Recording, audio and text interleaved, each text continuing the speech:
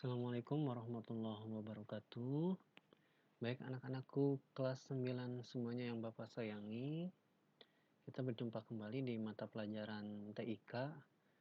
Bagaimana kabarnya semuanya anak-anakku? Semoga sehat-sehat semua ya dan bisa melanjutkan pelajaran kembali. Dan pertemuan kedua yang akan kita bahas kali ini adalah layanan dalam internet. Nah, ini adalah materi yang sudah kita pelajari sebelumnya. Yang pertama kita kan sudah belajar tentang internet ya, apa pengertiannya, apa internet itu, kegunaannya, fungsinya. Lalu kita juga sudah mempelajari layanan dalam internet, di antaranya www, World Wide Web, email, electronic mail, dan chatting. Nah, untuk ketiga ini atau untuk pengertian internet, jika ada pertanyaan atau masih bingung silakan WhatsApp aja ke nomor Bapak. Jangan malu ya, jangan sungkan, jadi biar sekalian kenalan. Lalu untuk materi selanjutnya apa sih yang akan kita pelajari? Jadi kita masih membahas tentang layanan dalam internet yang sebelumnya kita pelajari kan ada 3. Nah ini sebetulnya masih banyak lagi layanan dalam internet. Yang pertama tentang search engine, blog, BBS, Bulletin Board Services, internet telepon dan internet fax, Usenet, FTP File Transport Protocol, dan Telnet. Untuk search engine dan blog mungkin anak-anak semuanya sudah tidak asing lagi ya untuk kedua ini. Dan yang masih asing yang ini ya. Nah yang ini masih asing, nanti kita akan bahas. Namun sepertinya untuk perkenalan saja, jadi tidak akan lebih detail. Yang akan kita bahas pertama yaitu tentang search engine. Search engine ini bahasa Indonesianya kan mesin pencari. Jadi ada situs khususnya, yaitu misalnya Google, contohnya ya, Yahoo, Bing, Yandex, Ask, AOL, dan masih banyak lainnya.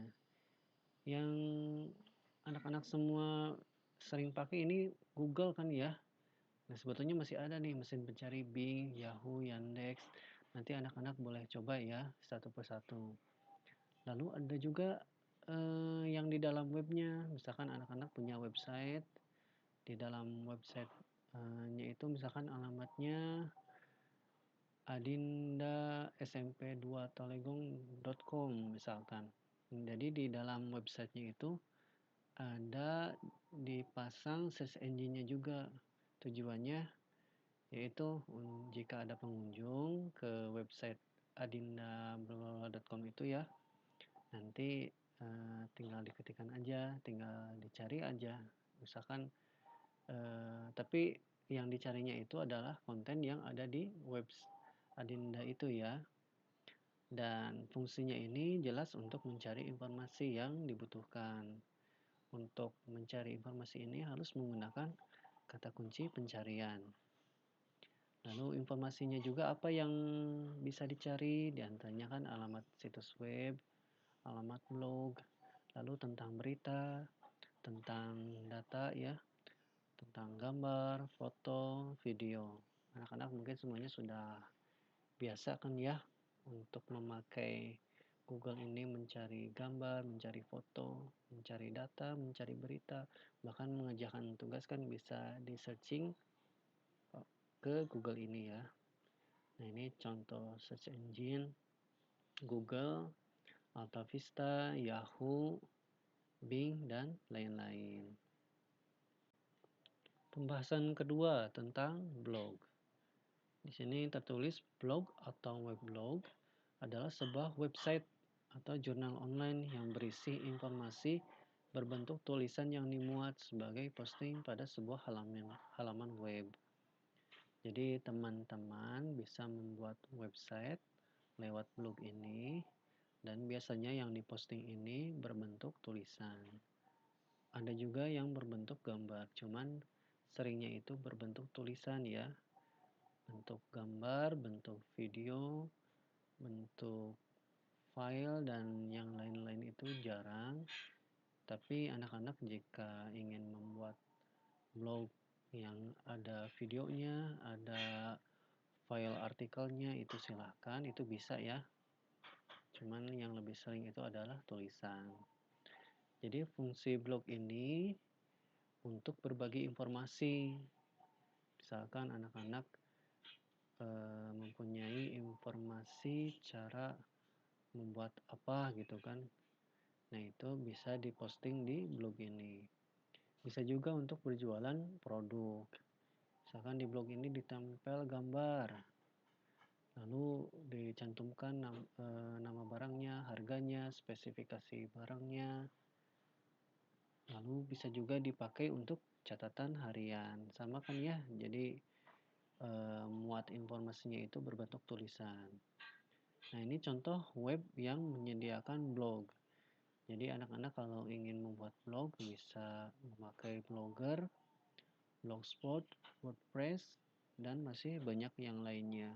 Kalau sudah membuat blog, nanti anak-anak pertama itu membuat nama webnya dulu.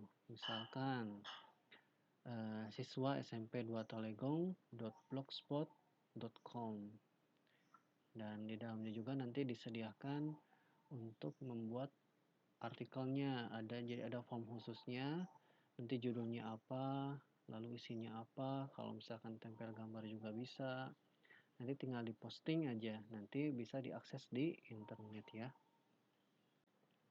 Yang ketiga ya, kita akan membahas tentang BBS, kepanjangannya adalah Bulletin Board Services. Jadi BBS ini adalah suatu layanan internet yang menyediakan informasi seperti bidang pendidikan, bidang ekonomi, sosial budaya, dan masih banyak yang lainnya. Nah, BBS ini diakses lewat internet. Kalau dulu kan internetnya menggunakan jaringan telepon. Sekarang kan ada lewat handphone kan bisa kan ya mengakses internet. Dan ini diaksesnya lewat komputer. Dan selain itu, informasi yang tertera di BBS ini bisa didiskusikan juga dengan orang di luar sekitar ya. Juga jika ada konten yang kita sukai, kita juga bisa mengkoleksinya dengan cara mendownload informasi tersebut. Misalkan di sini nih contoh ini ya, The Antenna Farm.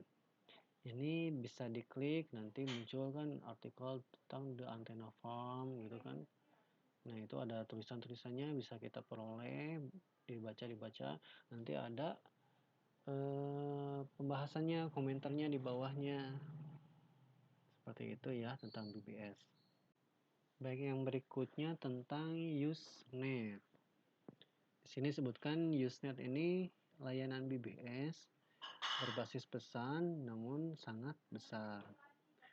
Karena saking besarnya, jadi pemakai BBS ini bisa berdiskusi dengan tema yang disesuaikan dengan kebutuhan masing-masing. Karena saking besarnya, saking banyaknya ya, nanti bisa ada pilihan tema-temanya.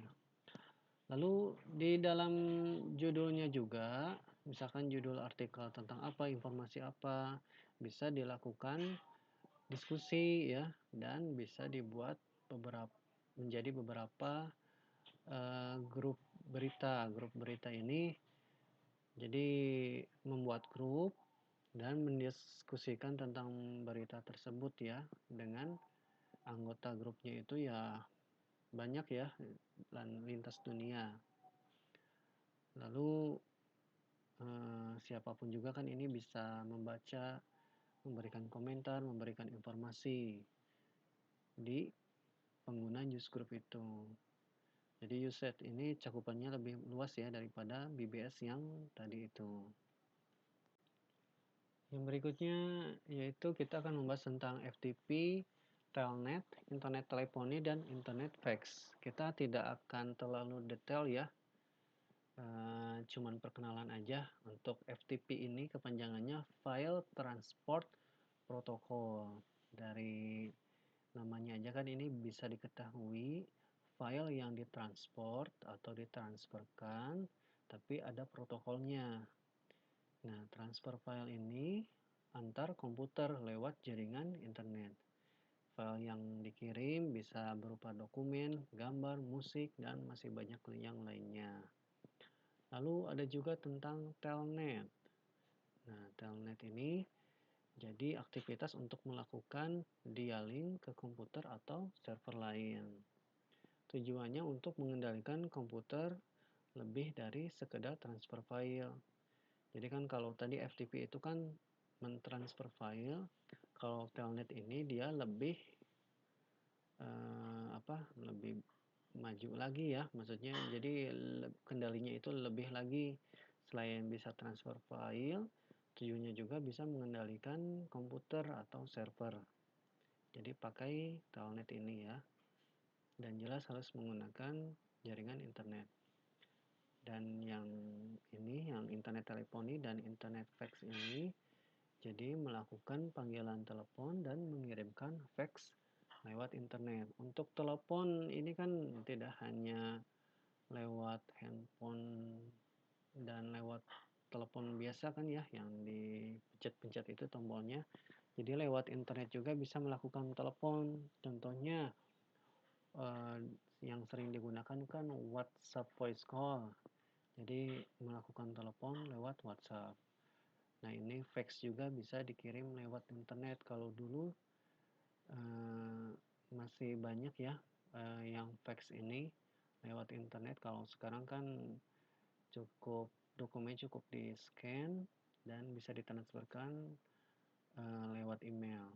Seperti itu ya. Nah, ini adalah tugasnya ya. Tugasnya ada 2. Yang pertama tugas essay ada 2 nomor. Yang pertama kan jelaskan apa yang dimaksud search engine yang kamu ketahui. Jadi silahkan search engine itu apa yang anak-anak ketahui ya, tidak perlu mencontek jawaban temannya. Terserah apa yang dimaksud search engine ini ya. Lalu tadi kan sudah dibahas tentang blog. Nah, menurutmu blog itu apa? Lalu cari satu contoh alamat blog saja ya. Ini sebutkan contoh alamat blog, bisa 1, bisa lebih ya. Kalau lebih bisa lebih bagus. Nah, ini ada pilihan gandanya. Silahkan dikerjakan dan dikumpulkan besok hari Selasa. Baik, jika ada pertanyaan silahkan WhatsApp aja ke nomor Bapak. Cuma nomor WhatsApp Bapak tidak dicantumkan di YouTube karena khawatirnya ya kalau di YouTube kan bisa digunakan yang lain-lain ya. Baik, sekian saja video yang Bapak sampaikan. Mudah-mudahan bisa bermanfaat dan bisa membantu belajar modul yang Bapak berikan. Lebih kurangnya Bapak mohon maaf. Wassalamualaikum warahmatullahi wabarakatuh.